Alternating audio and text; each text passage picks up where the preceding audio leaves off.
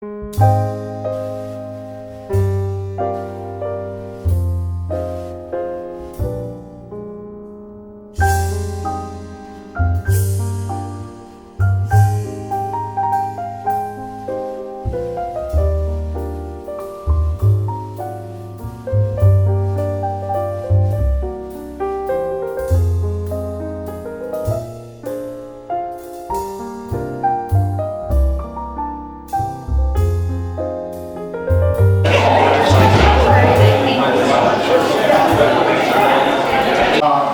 to order, and we have a pledge of allegiance, please. I pledge allegiance to the flag of the United States of America and to the republic for which it stands, one nation, under God, indivisible, with liberty and justice for all. Madam Clerk, could you please call the roll? Trustee Rogers? Present. Trustee Reinders? Present. Trustee Pasmino? Present. Trustee Consolino? Trustee Fialco? Present. Trustee Laha? Present. Mayor Yukich? Present. Did we dial? Jen checked Are to there- see if she was trying to get dialed in. Jen Harris? Jen, can you hear us? Okay. Wait, don't you have to We have to call in. call in like the numbers? Yeah. It's set up, she's on the Zoom. Her mic is muted, I don't know why she's muted. Her mic is muted? Yeah.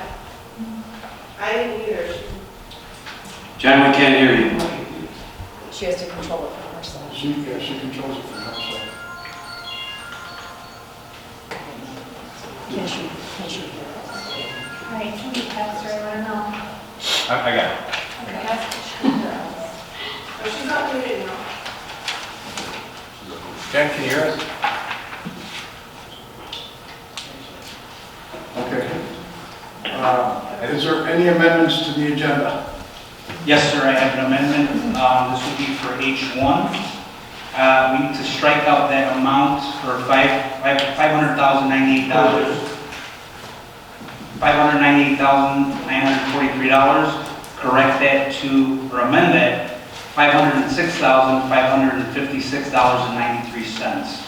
Amend the agenda to consider for approval the accounts payable for the period of April 15th, 2022 through April 28th, 2022 in the amount of $506,556.93 with supplemental sheets attached to the board packet. Okay. Second, I would like to make one thing for the public comment. At public comment tonight, I understand a lot of people are here because of what they've heard about the buildings that could be going up. What we're trying to do is, I'll hear out what you have to say. Nothing long or drawn out. Because what we plan on doing down the line is having a work. Who's talking? Thanks, Jen. Trustee Consolino. Trustee Consolino, can you hear us?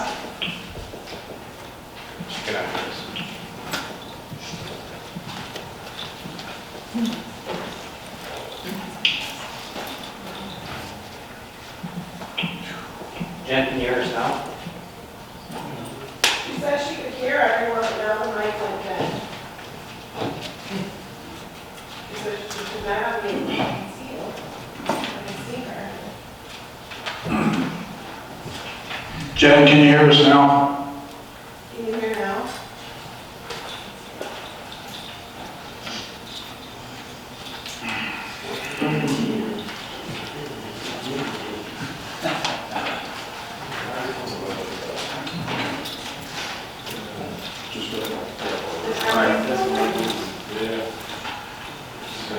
We're going to go on this so this doesn't drag all night. We want to hear your concerns, but we are going to do a workshop. It would be better for us to do a workshop where we can get anyone that's in this village to come out here, hear what they plan on doing or what they want to do. Right now, it's in such a infancy that we don't even know exactly what it's going to be. So I understand there's concerns, and I don't want to tell you that you can't discuss it, So when it comes to public comment, you still have a 3-minute limit, but you can explain what we're looking for, and if there's questions after that, you're more than welcome to call me after the meeting. But right now, we're going to keep it to where it's just going to be bits and pieces, and we'll get the work shot out to everyone, so this way they can come if they want to. Next would be welcome Fire Chief Kevin Doyle. So, we have Chief Doyle, who started his fire service career. Can you hear me? Yes, we can hear you. All right. Okay, Chief Doyle started his fire service career with the North Palos Fire Department in Palos Hills in 1982. From there, he moved to Pleasant. Okay, I can't hear any of you guys still. If you can hear me, I can't hear you. I think it's our mic that says Matt Walsh on the Zoom that says it's off. Let's just start. That's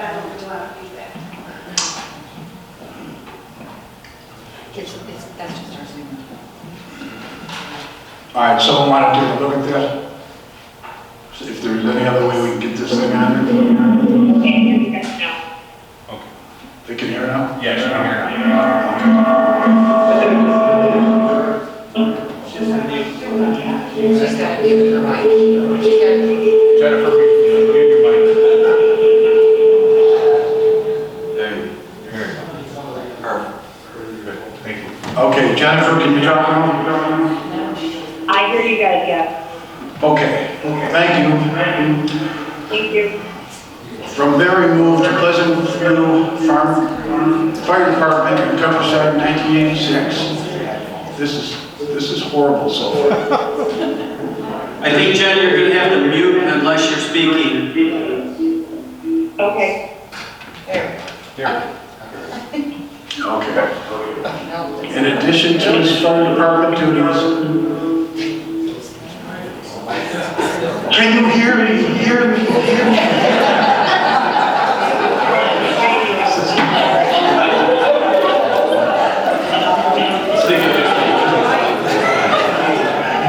Don't go to the lights. George, try it now. All right. No. Chief, swear we'll get this right. All right, let's start over. Let's get rid of that echo.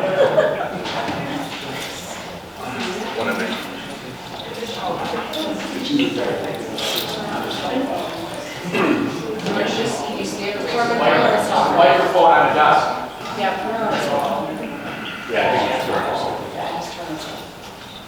Hello. I turned it off.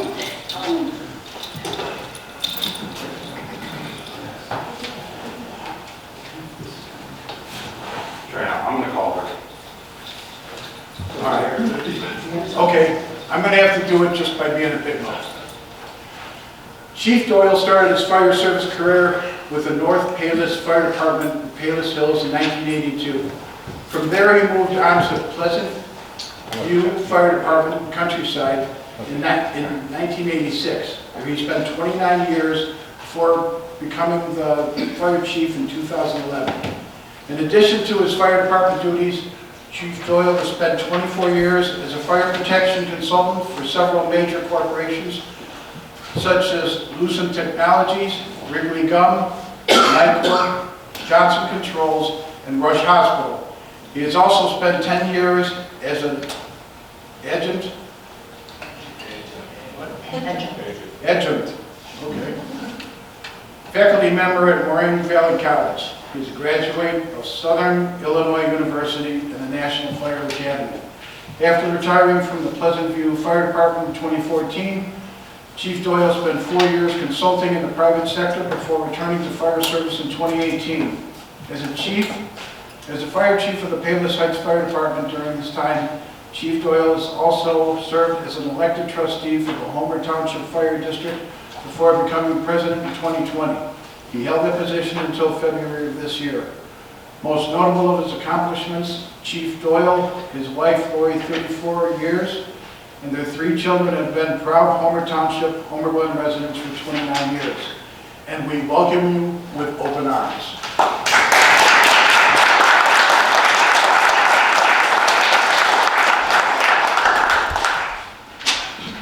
Okay.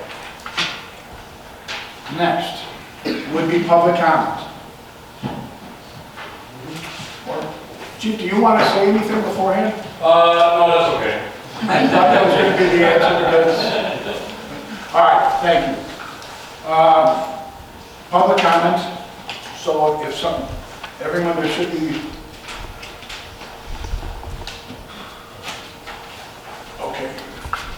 Stanley Wallach.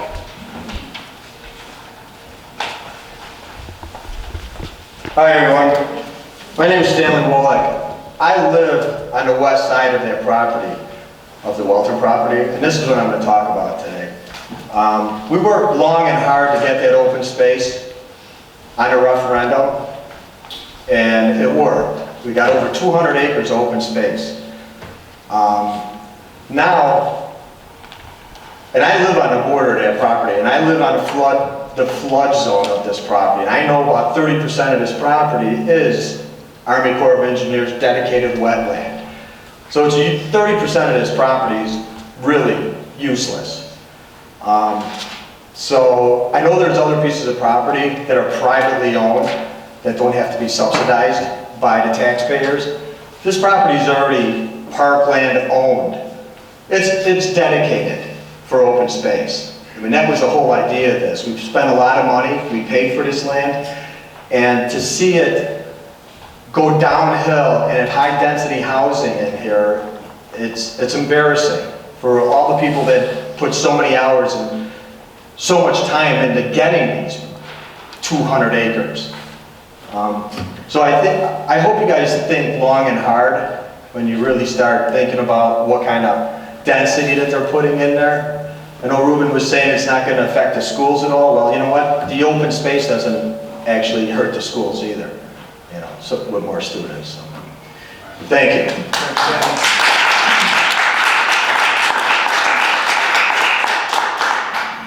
Mike Campobello.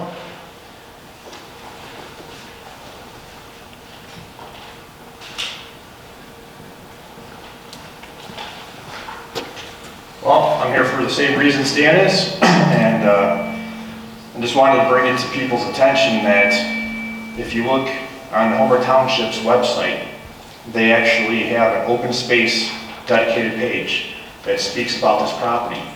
And I'll quote one part of this. It says, "By law, the purpose of open space is to promote preservation of the natural environment, scenic resources, geological features, and historic sites."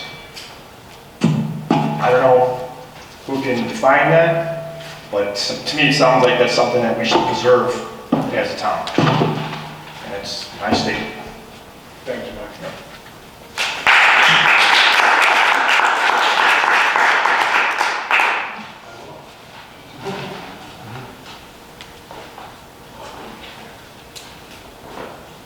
Christine, you're here for variance? Yes.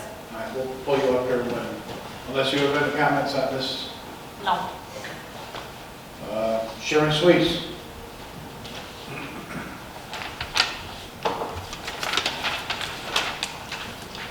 This is about the zoning workshop. I see that these electronic signs have raised their ugly head once again. Why is the board looking to create more visual and light pollution along with increasing glare on our roadways? These signs will definitely detract from the village's character. Our community does not need these driver distractions, which can become a safety hazard. The more distractions in our environment, the more we have to deal with unsafe drivers and visual clutter. According to Scenic America, previous human behavior studies have shown that drivers are hardwired to note bright changing lights and to anticipate additional motion. Any logic would suggest that if business owners prefer these signs because they grab your attention, then by default, the attention that is paid to the road ahead is compromised. It is also important to note that many studies claiming to dispute a direct connection between these types of signs and traffic safety are sponsored by who? The sign industry. Mokina took the considerate and sensible approach and prohibits electronic signs, and we should do the same. This topic should have been sent to the Environment, CED, and Public Safety Committees for their input and review. Once again, the board ignored them and they were not involved. How can you have a knowledgeable workshop discussion without evaluating comments from these committees? One last comment for the attorney. The business owners on this board should remove themselves from discussion and future voting due to any potential financial benefit and gain from approving additional signage. Thank you, Sharon. Next would be Bill Canarda. Kukanada? All right, how bad did I kill it? Bad, pretty bad. It's Bill Kosanda. I have the same concerns as my neighbors here, but also my parents moved out here in 1984. They still live here. They voted for the referendum in, I believe it was 01 or somewhere back there. Would you just do me a favor, just turn that microphone off for just a moment? Okay, let's just try that. It doesn't turn off, it stays green? Yep. Just hold it. So they voted for the referendum. They do not live near an open space, but thought it was a good idea. When I had the chance to move back to Homer in 2016, I purchased a home near my neighbors, next to the open spaces. It was a huge selling point for me, and I think it's pretty terrible if they're gonna, build anything on that property. That's it. Thank you, Bill.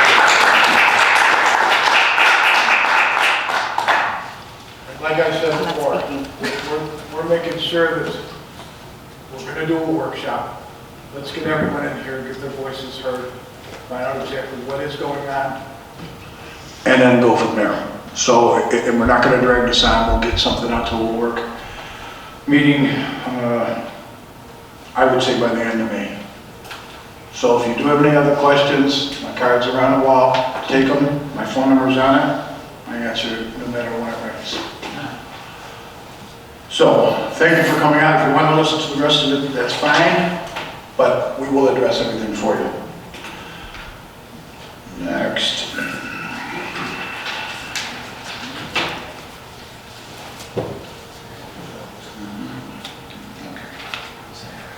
Next would be reports and communications from the mayor and other officers. Mayor, I'll start it off. Right now the weather's been semi-decent. It's still cold out there, but you see a lot more kids and people out on the streets. So all I would like to do is just make sure that everyone's paying attention to what they're doing, keep the speed down, and again, lock all the doors, don't leave them unlocked. If you leave them unlocked and you got a garage door opener over it, they can hit that and get inside your house. We just want this, we are the safest community in the state of Illinois right now. It would be nice if we could stay that way, but sometimes you don't know who's going to come in. So stop them before they do. Next would be, is Jennifer on? Jennifer? No, not connected. Okay. No report. Okay, thank you.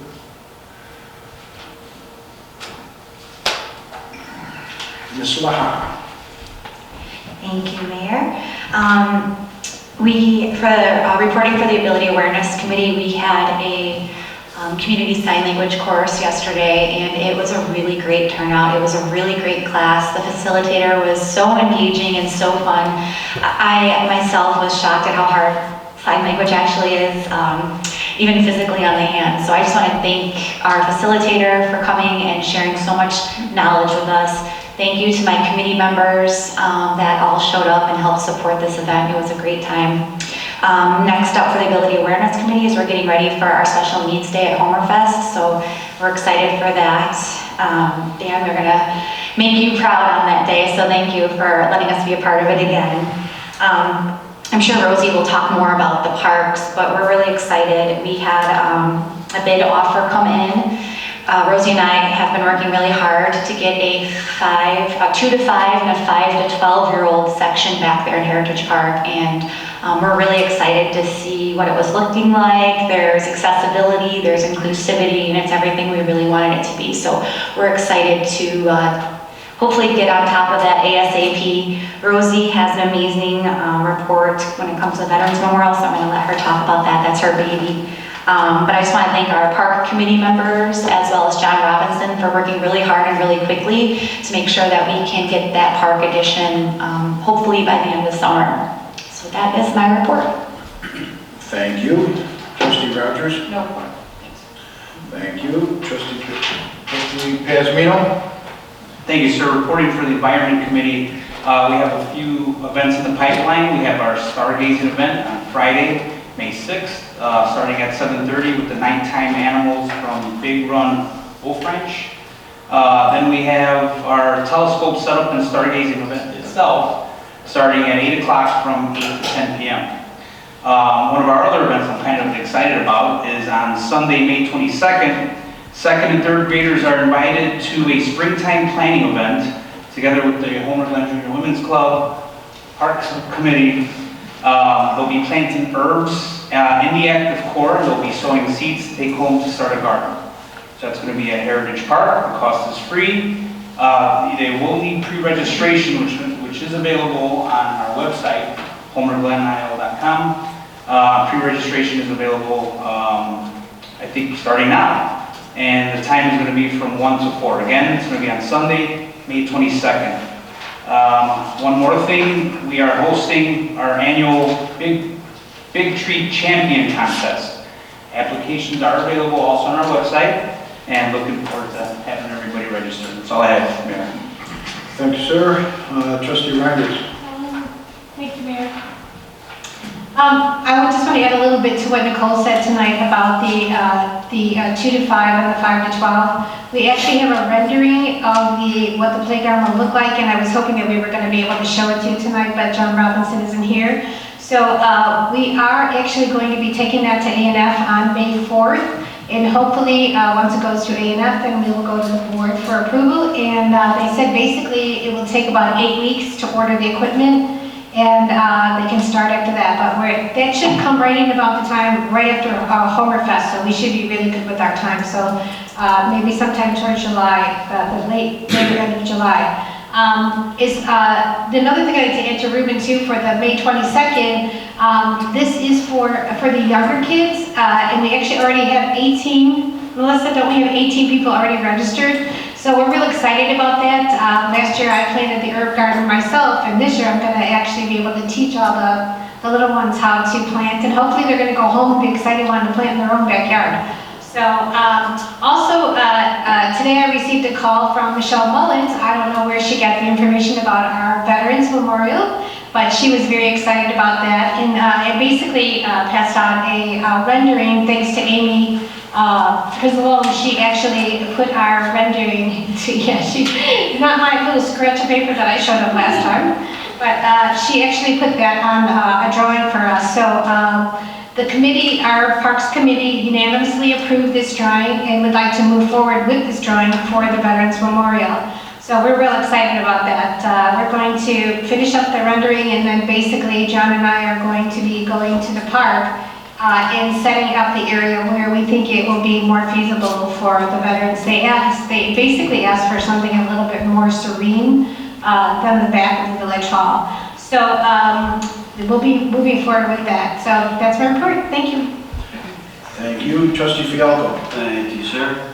I'd just like to remind everybody that Homerfest is 8 weeks away. It'll be here before we know it. Thank you, Rose, for holding off on construction until we're done with that phase of the summer. But we're also looking for volunteers. So if anybody's interested in volunteering, please go to homerfest.com or call the village and tell them that you're willing to be a volunteer. The dates are June 23rd, 24th, 25th, and 26th. June 23rd is a Thursday. It starts on that Thursday. That is the night of the fireworks. We also have communication on the Facebook page for Homer Glen also. The other comment that I just want to make about the Walter Farm is I want to just remind everybody that's really at a township level right now. it's going to be a long time before it makes it here. And like Mayor Yukich said, there's going to be a workshop and there will be conversations about that. And I understand how everybody feels about that piece of property, and your concerns are being taken seriously. Thank you, sir. Thank you. Next would be our village clerk, Christine. Thank you, Mayor. I just want to remind everybody that our Pop Tab Challenge is live now. It's every resident for themselves, but we also added a business aspect to it too, so businesses also can compete against each other, but not the residents. And we will be announcing the winner on June 24th. If you want more details, check out our website and our Facebook page. Thank you. That's it, Mayor. Thank you. We'll go to the village attorneys. Eric? No report, Your Honor. Okay. Kerry? Thank you, Mayor. No report. Okay. Jeff, anything? Nope. Okay, sounds good. Next would be village manager. Hello, everybody. I just wanted to talk about flat cameras. We still are at the status where we only have 2 installed. We are starting to get notification for those. Just to update everybody on that. The other thing I want to mention is Saturday, May 14th, from 11 a.m. to 4 p.m. we're doing our kite festival. So our kite festival will be out there. It's a free event. There's going to be a food truck out there. For purchase, they're going to have some games donated by Cross of Glory, and this is going to be a really fun time. I just want to touch base with that because Sue's been working really hard with stuff like that, so get that information out. That's all I have to report. Thank you. And back to the public safety officials. Thanks, David. It's good seeing you back. And Kevin, again, welcome to the village. Thank you. All right, next would be consent agenda. Consider for,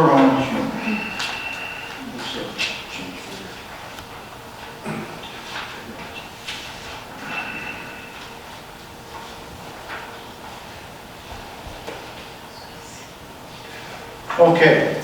Consider for approval the accounts payable for the period of April 15, 2022 through April 28, 2022 in the amount of $506,556.93. 2, consider for approval the treasurer's report of cash and investments for the period ending March 31st, 2022. All in favor? I would need a motion. So moved. Need a second? Now I need a roll call. Trustee Laha? Aye. Trustee Reinders? Aye. Trustee Rogers? No. Trustee Cancelino? Aye. Trustee Fialko? Aye. And Trustee Pazmino? Aye. Motion carries. Okay, now we're on legislation and action items. Number 1, consider for approval the proclamation for Arbor Day. I'll make that motion.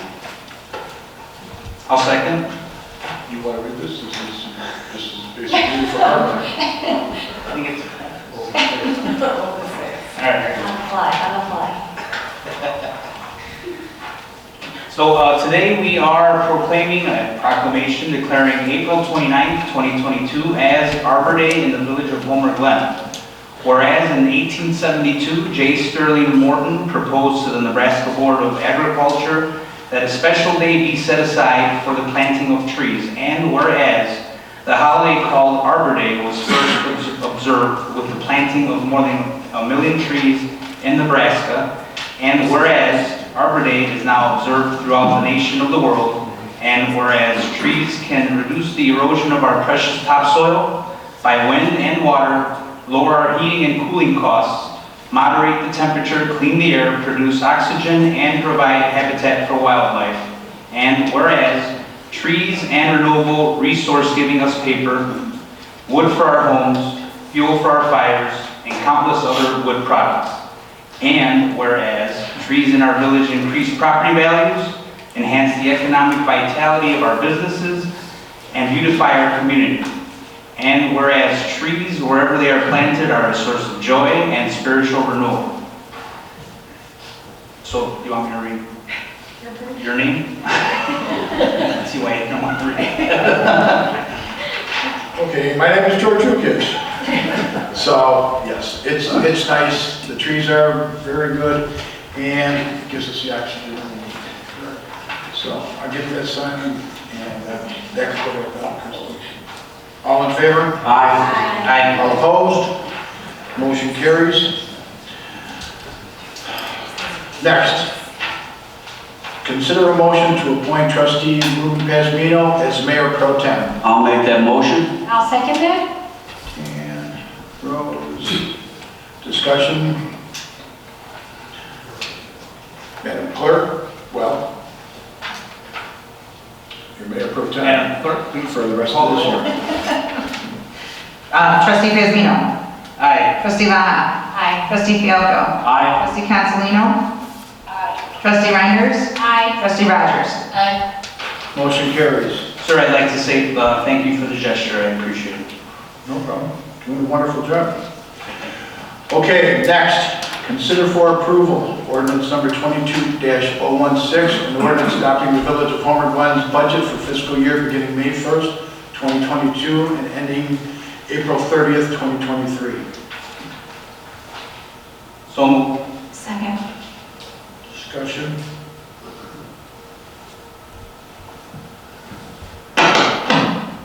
So, Mayor, this is the final step in our new year budget. Started back in January with the department heads submitting their requests. We did a workshop in March, public hearing at the first meeting in April, and now it's presented to you for your approval. 11 funds. The general fund, which is our operating fund, has a $150,000 projected surplus. The total expense of all 11 funds is a shade under 27 million. Those are predominantly capital project funds. We accumulate funds over the years and then spend them down. So if anybody has any other questions, I'd be happy to answer it, but it's a good, healthy budget for next year with lots of initiatives. The PowerPoint presentation from the March meeting will be, we'll have it online if it's not there currently. That lists all of the initiatives that are included in this budget. If the residents wanted to look at it, it would be available on the transparency portal on the village website. John, I'd like to also add, just to make a point, so everybody out there listening understands, I believe we have a total of about $29 million, correct? Somewhere close to that. That's correct. Our budget for last year was close to $8 million last year, correct? The general fund budget is about $12 million. All the other 10 funds make up the difference. Right. But How much under budget were we for fiscal year so far? well, I anticipated being about $2.5 million under budget. Under budget. So we've had some of these state revenues have been really good, income tax, sales tax, and then we've had a lot of savings in we had some vacant positions and created some savings in salaries. So we've had a win on both sides from a budgetary standpoint. All right, thank you. I just want to make a point that this board had made a commitment to being fiscally responsible. And this is just our first round, basically, and a reflection of that. So I hope everybody's happy with the performance we've had this past year. Thank you. Thank you, Dan. Next, roll call. Trustee Laha. Aye. Trustee Fielko. Aye. Trustee Consolino. Aye. Trustee Reinders. Aye. Trustee Rogers. Aye. Trustee Pasmino. Aye. Motion carries. Next, consider for approval ordinance number 22-017, an ordinance granting a variance to permit a mix of stone and stucco materials on the first floor of the dwelling in lieu of the exterior construction standards 75-67A, applicability and scope type of building or structure of the Code of the Village of Homer Glen for certain real property located in the R3 Single Family Residential District at 14412 West is Brook Drive, Homer Glen, Illinois. Do you want to come up? I need a motion. So moved. Need a second? Are there any questions for the homeowner?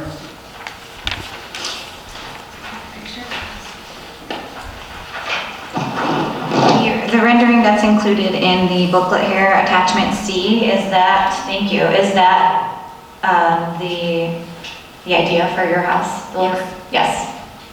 It's really pretty. Thank you. Very nice. Very nice. I just wanted to say that. I think that Joe is basically on the fact findings under Exhibit B, and that basically spells it out. And thank you for that, Joe. Are there any other houses in the area of your house that has Facebook brick and just sections of it? We are new in that subdivision, so I really have no idea. This is the house we're looking at. Yeah, there is a mix of materials in that particular subdivision. We're starting to see the popularity of mixed materials, a little bit different materials, other than just brick, being used today. They're acceptable per the zoning code. They're good materials, they're sustainable, they're durable, they're not vinyl siding, they're not cheap materials. There's some really good products out there now. I think we're seeing a different style of architecture, more of the farmhouse style than the old just brick McMansions that you've seen in the past. And I think it adds to the community. Yeah, I like the house a lot, and I really don't have an issue with it. It does look very nice, and you still have cement properties on it, so. And all the materials that are used do have to meet building codes. It looks it looks very similar to houses in Clarendon Hills and Hinsdale also. I think it looks beautiful. Yeah, it's more like a modern style. I'm sorry. How many square feet is the house? 5,000. 5,000? It's beautiful. Thank you. Wouldn't want to clean that one. No. I have 2 teenagers that are going to. All right, is there any other comments? Madam Clerk, would you please call the roll? Trustee Fialko. Trustee Fialko? Aye. Trustee Consolino? Jen? Aye. Trustee Reinders? Aye. Trustee Rogers? Aye. Trustee Pazmino? Aye. And Trustee Laha? Hi. Motion carries. Thank you. Mayor. You're welcome. Next would be number 5, Parkview Christian Church, case number HG 2205SP. A, consider for approval ordinance number 22-018 to request the amendment for minor changes to a special use permit for planned development originally granted by ordinance 06082, amended by ordinance 16019 and 18-014 for certain real property located in the C2 local business district at 14367 West 159th Street in Homer, Glen, Illinois. So moved. I'll second. Discussion? Melissa, do you wanna, yeah, do you Let me wanna? just give you a brief Yeah. overview. So this one's looks a little bit different, I think. So we did take the daycare request for special use through the Plan Commission. That requires a public hearing, a Plan Commission recommendation, and a board approval. As part of this project, not only are they adding a daycare inside the facility, a play area out back, but they're also removing 4 parking spaces and adding some impervious area around the front of the church. Those were considered minor amendments to the PUD in addition to that special use permit. Minor amendments to PUDs are only reviewed at the board level. They don't require a public hearing, so we didn't address those things at Plan Commission. They were just brought forward. But technically, this is one project, so that's why there's one slide, 2 motions, 2 different ordinances. If there's any questions about the recommendation or anything on the projects, on either of these, just let me know. Okay, thank you. Do you foresee any issues with either of these? Okay. Christine, could you please call the roll? Trustee Consolino? Jen? Trustee Reinders? Aye. Trustee Rogers? Aye. Trustee Pazmino? Aye. Trustee Laha? Hi. And Trustee Fialko? Aye. Motion carries. And then there's a B to that. For approval, ordinance 2219, a request for approval of a special use permit for a daycare center and preschool for certain real property located in the C2 Local Business District at 14367 West 159th Street, Homer, Glen, Illinois. Case number HG2205SP. So moved. Second. Discussion. Madam Clerk, you want to call the roll? Trustee Reinders? Aye. Trustee Rogers? Aye. Trustee Pazmino? Aye. Trustee Lana? Aye. Trustee Fialko? Aye. And Trustee Consolino? Motion carries. Sit down. All right, next would be the workshop for proposed zoning code updates. Thank you, Mayor. This is the second time that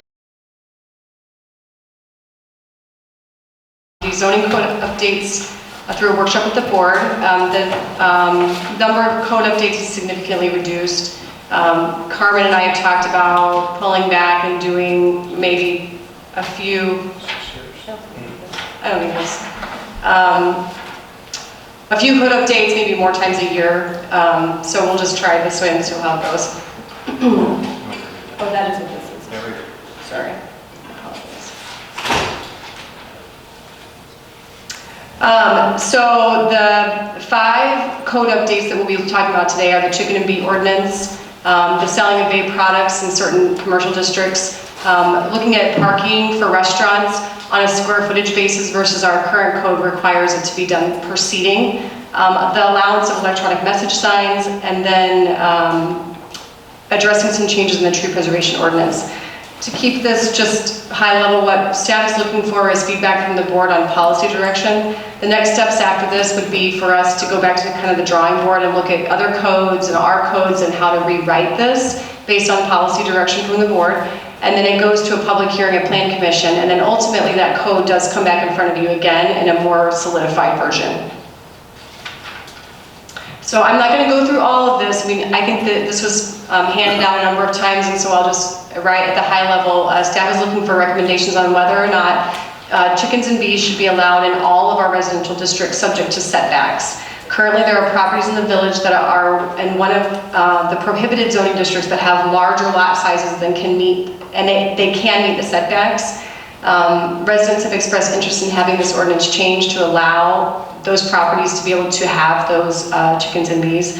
This item has been presented at Public Safety and also the Environment Committee back in January. Both committees recommended changing the ordinance to remove the reference to the zoning districts and allow chickens and bees in all residential zoning districts subject to setbacks. Are there any questions on this one and feedback?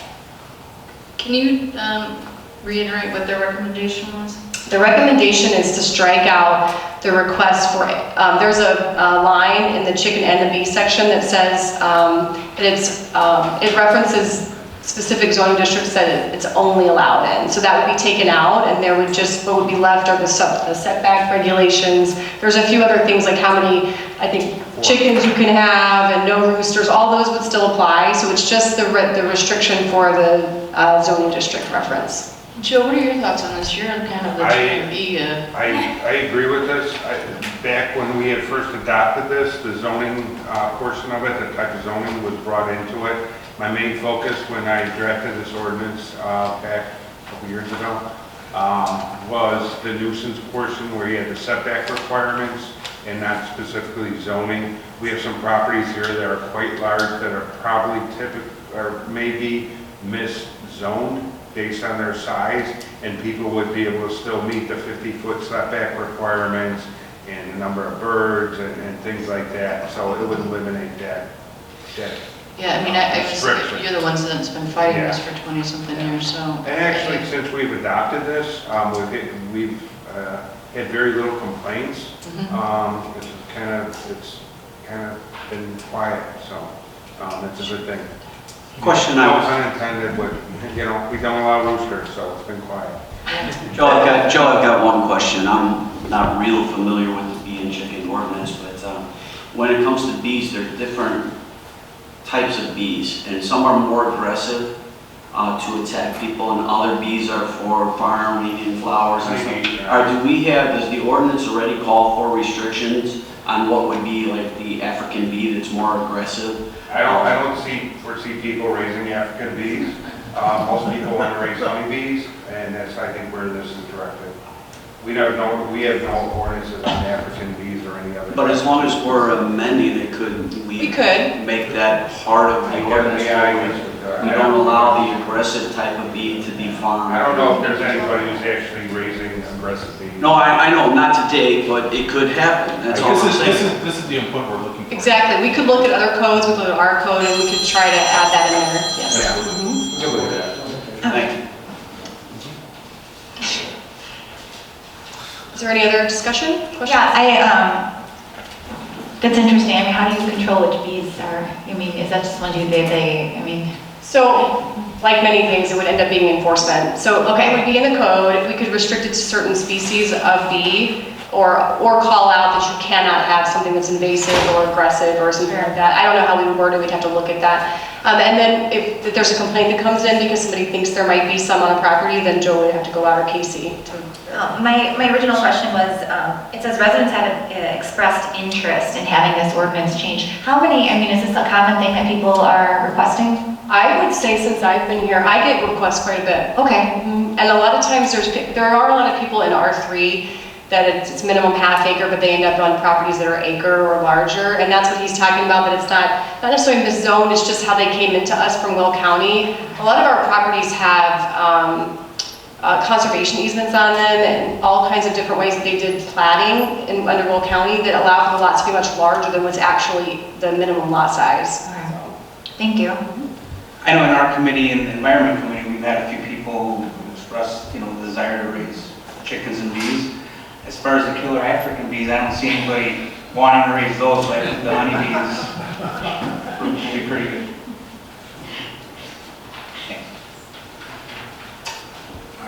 The second one is whether or not the village would like to allow retail sale of vape products as a permitted use in C1 through C4.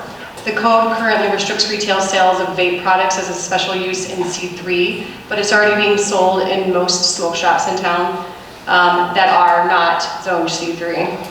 Retail sale of tobacco products are currently listed as a permitted use in C1 through C4. The definition of a smoke shop does include products like that emit vapor, but the code is confusing, and we'd like to clarify that that includes actual vape sales if the board is open to that. It's possible that a vape shop could stay a special use if they only sell vape. If we clarify that in the code does not clarify that right now. Or we could combine the two into just one retail shop that combines vape and smoke shops. So those are just some of the options that we could look at, but I think overall the intent is what I'm looking for from the trustees is feedback on whether or not we'd like to allow this as a permitted use in C1 through C4.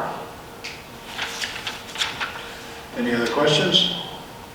Well, as far as that, right now, certain stores are already selling it, right? We're just Correct. forcing it, Correct. and we haven't seen any problems arise. Not that I'm aware of. No, so it looks like from the information you provided that most of our surrounding towns are already permitted. Yeah, we did a peer analysis on this, and it's pretty common. I spoke with most of these towns when I was doing this, so it's pretty common that it's included. This was not common when this first started. I think most of the villages around here did what we did, which was a moratorium until we kind of figured things out. Now it's pretty mainstream, so. Okay, is there any other discussion? Good. I have one more thing under old business. I'm not done yet, sorry, Mayor. Okay. The third one is looking at adjusting parking requirements for restaurants. Basically, our code requires parking for restaurants to be analyzed based on seats and number of employees. We're looking at changing it to a square footage. It's much easier for staff to calculate, it's easier on the businesses, and I do think that this will help us. We've talked a lot about the impact of businesses that are opening, and what our code says is if there's an increase in intensity of use, that it requires you to come into compliance if there's a parking shortage. So for a business that might have 5 seats and they move out, and then a new business moves in and they have 12 seats, then Taylor and I have to do an analysis on whether or not there's a parking shortage in the parking lot. And it seems to be a little bit of a little intensive on our businesses and staff to be doing that. for such a small increase. So this is pretty, again, we did a peer analysis, it's very common. There's APA recommendations for square footage. For restaurants, you don't have to do this by seats. This is kind of an old way of doing parking for restaurants. The only thing that would change in this is if like a restaurant came in and blew out like a storage unit and added square footage to the actual dining space or something like that, so. On an annual basis, about how many businesses have you turned away based on parking?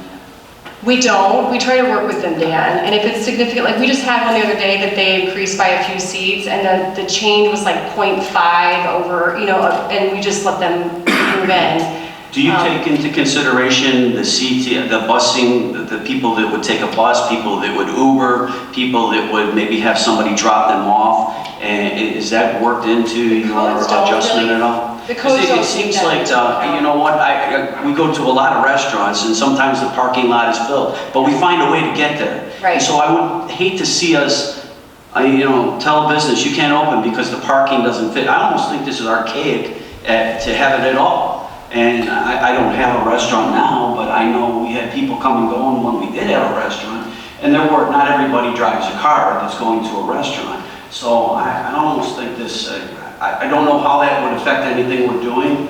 Maybe you could give some input on that if we got rid of this altogether. So I can address a couple things. I think that we had talked about, another item on this was talking about kind of parking, it's on my list, parking in general, Dan, about how we handle increases of intensity or parking for existing uses, which I think we could definitely address and just not have that be a thing. Like businesses could just turn over, we can not worry about that if we don't want to. The codes though for basic parking levels, I think at some level need to be in there for new development. That's really what these are for most of the time, is trying to calculate how big of a parking lot we need for a new building that's going up. Well, even at that level, I mean, the same thing still applies that I just said, so. Sure. I mean, I would like to go in the direction myself of eliminating any type of village code like that. I don't know if the board agrees, but that's the way I'm seeing it right now. Yeah. Well, as a restaurant owner, I can tell you it's very frustrating when you have people that can't find a place to park. One example would be Founders Crossing.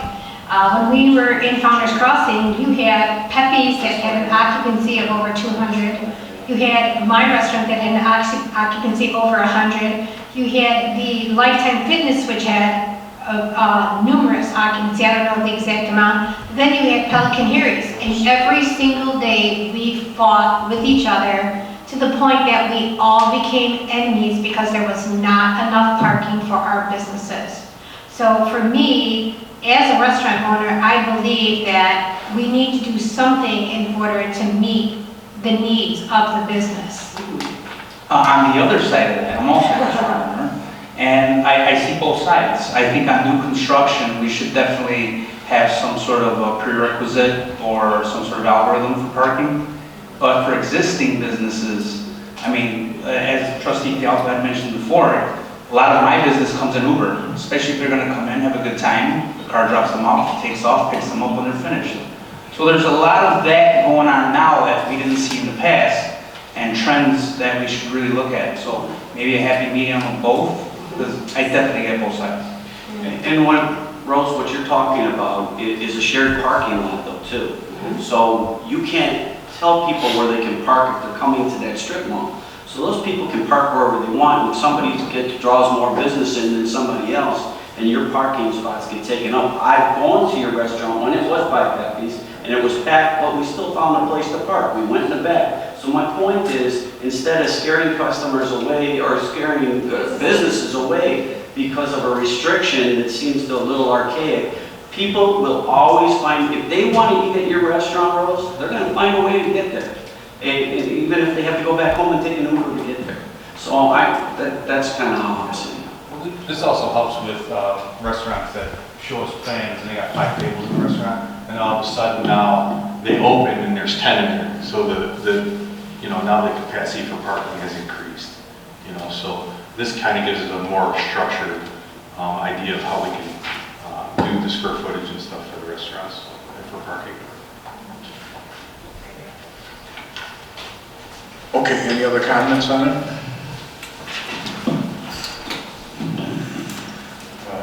Hang on. We still got more. We have, yep. We're at 6, right? There's 2 more, and then there's a list of clarifications. We don't have to go through those. If you have questions, just let me know about those. Just want to know so I'm not interrupted. Number 4 is whether or not the village is interested in allowing electronic message signs as a component of a permitted ground monument sign. The code currently prohibits electronic message boards. This is pretty, I guess, simple in the overall discussion from my standpoint. We did talk about this last time. I think that there was some discussion, and my memory serves, that we talked about maybe allowing this in P1. I'm not sure if that was a discussion here. Was that here? It is an option. We could try it out in a district if we wanted to.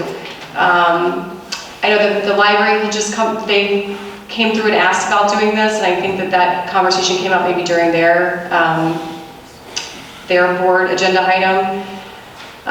So I'm not sure where the board sits with this, but I'm just open to, I guess, discussion with all of you.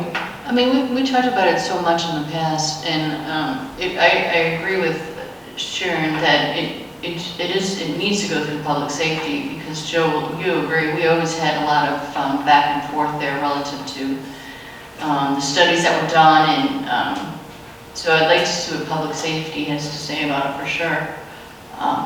It is hard to say open it up to, when I'm looking at this list here. I think initially my thought was I would support it at the government buildings only, and see how it worked starting there. But I would still pause on that until I hear from public safety. And it's a whole new committee there now too than when we went through all of this in the past. Trustee Rogers, would you like us to take this to public safety and then bring this item back in front of the board, or would you like us to take it to public safety and then move on to plan commission? No, I would be fine with it going public safety plan commission. Just as long as we have a recommendation from them to come along with it? Okay. You may also want to run it through CED as well. I think what we could do at public safety is do an evaluation. I mean, we're talking electronic signs. We're not talking, we need to evaluate brightness, how you're going to change characters, different Right, things like and to make sure it doesn't impact our dark skies. I agree with you. Okay. I think somewhere in there too, we should, if we adopt any portion of electronic signage, there should be hours of operation too. When it gets to be nighttime, those flashing lights and the way they change should not disrupt the surrounding area. Okay. Yeah, my feedback on this is on par with what Lamont does, making sure in the residential zoned areas we're not having, bright signs shining into windows and things like that. I think that would be my feedback, and I think we want to talk about more electronic signs on the business corridor. I think we had talked about that previously, but I would be interested in making sure we protect our residential areas. Which is hard because 143rd backs up to so many homes. That's right. Yeah. Some parts of Just thinking, so I think. I just think it's going to change the character of 43rd Bell Road. Yeah, I think it'll change the character. Yeah, I agree. I'm not so worried about the dark skies. I just think that it's just really gonna change the character. Well, that would be if every business on the street wanted, I don't think, do we get, on average, using a percentage of businesses, how many have come to you not knowing that the ordinance existed and were looking for that type of signage? So a recent request would be the library at Culver's. They asked for one, begged for one, actually. So we get that a lot. And then I'm trying to think if there's been others. Big R. Maybe a few Big R did ask for one.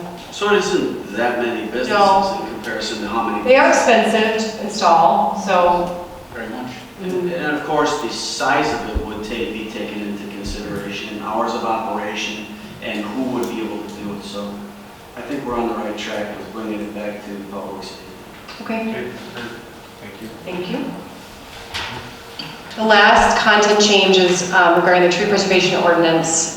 There's a few, so the main change that is being brought forward is the top one, which is to reduce the acreage threshold for the applicability of the tree preservation ordinance. It's currently at 5. The Environment Committee is recommending that this come down to 2.5.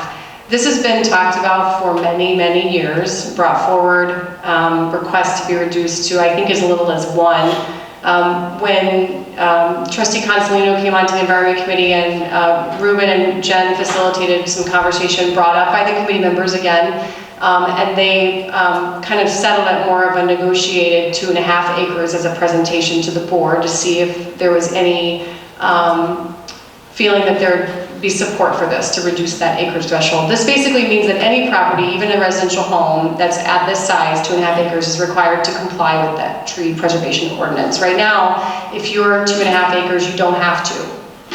So you can come in and just build your home and do whatever you want. There's literally no applicability whatsoever. So that's kind of the major one. Do you want me to go through all of these or? No. Okay. I was just saying, this is something that we've struggled with for so many years, and it's just something that I'm comfortable with where it's at, especially, you know, we continue to hear community and nature and harmony, community, nature and harmony, and the problem is people break this all the time because it's so easy to ask for forgiveness than permission, so we have seen it abused time and time again, so I could see it getting even worse if we reduced that. Because it's really easy to cut down the tree and then say, I didn't know I was supposed to cut it down, I'll replace it with 1 inch, and I mean, we've had that happen here. So this isn't something that I could really support, especially on Arbor Day. We had a couple of meetings. Got some bad ones. Does anybody else have any comments on this? I think to validate it a little bit more, probably get more feedback. Okay. Can I ask, within this, for me, there were some things that I brought up to the Environment Committee because I run into them with new development a lot. And I have them on the slide, but I think for me, like bullet number 1, 2, 3, 4, sorry, not numbered, 1, 2, 3. The one that says clarify a specific list of tree species that are exempt. I think of this as more of a clarification thing. We don't have a list. So our code says you have to mitigate for all these trees except things that are exempt. But there's no list for me to tell a developer what the exempt tree list is. So Roger and I have come up with a list that we kind of have on the books that we use, but I would love to have something that's more official. If you guys are okay with that, I'd like to move on with at least that piece of this, because that's really important for our developers. Yeah. Okay. Agreed. Because sometimes a tree, people look at it and call it a tree when it's actually just a really old weed. Yes, correct. All right, and we can keep these on and bring them back again at a different workshop. Okay? Thanks, Melissa. Thank you.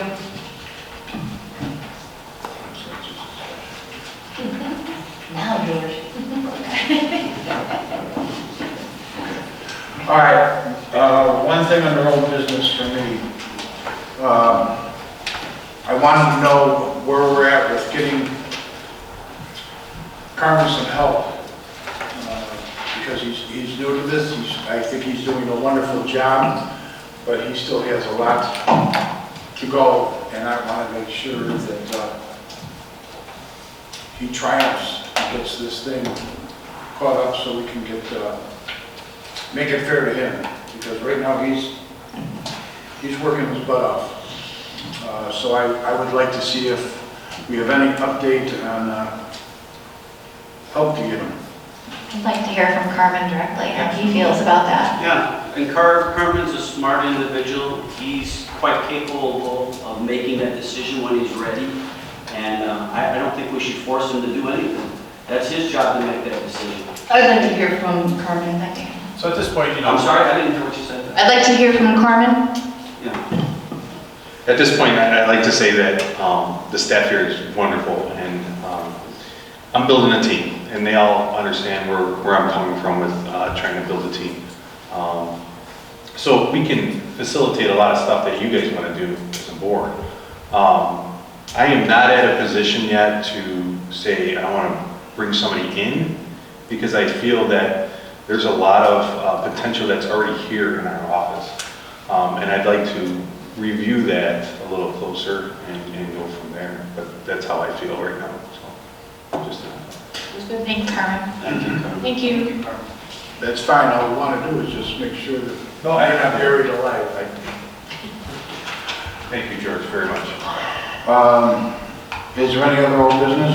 Under old business, the flock cameras, the total of 10, we have 2 installed, and we have a delay with the Will County permits for the other ones, right? Yes. And so there's, out of the IDOT cameras, 0 have been installed, and 2 of the others have been installed. That's where we're at, right? Right, correct. If I remember correctly, it's after the 6 get installed, that's when our 90-day period starts with the trial. Right, yes. Okay. Just so everybody knows, as an update, I've done a little bit of homework on this. The digital cameras, the flock cameras, it was said once or twice that the picture, it goes away. It does not go away. The LPR system is in a digital cloud called Vigilant. And Vigilant holds every picture that was ever taken of any license plate. Anytime anybody that has access to that system can find out where that vehicle and that license plate that's being entered can be found. So I just want to put that out there also, because we are not through with the flock camera system yet. Thank you. All right, anything else for old business? Do we have anything for new business?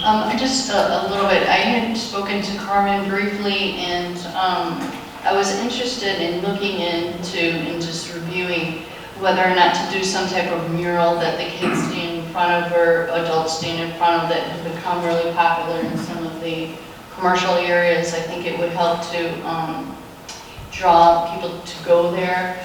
I mean, I have a couple areas in my head that I think would be good areas, but I don't want to speak to that yet until I speak to those owners. But I just think that they would look, it would be something to kind of start attracting and engaging people.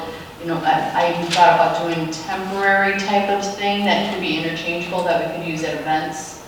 That's when we had an amazing artist on staff, but she's since left, so that might not be doable to have that change for all of those. We can commission her. Like that, but currently the way that our ordinance is written, it's those aren't allowed. I was told, so I'd like to just see if the rest of the board is open to looking at that ordinance that's prohibiting this, to look into potentially doing something like this at least 1 or 2 places in the area.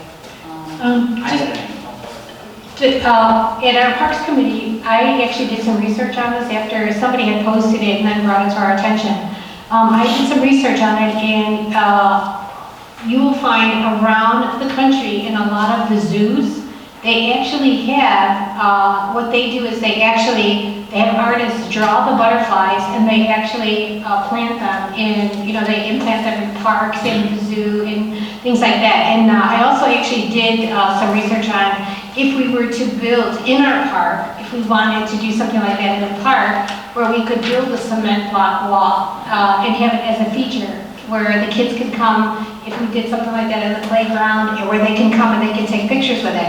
And basically, it's a cement block wall, and I did actually talk to a contractor regarding it to see what it would cost.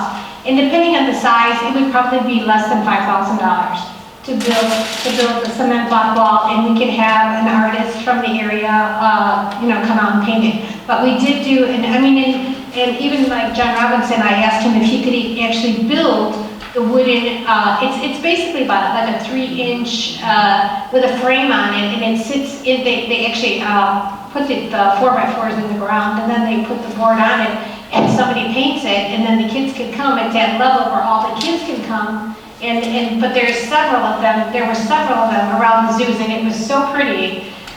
So I did actually look into it.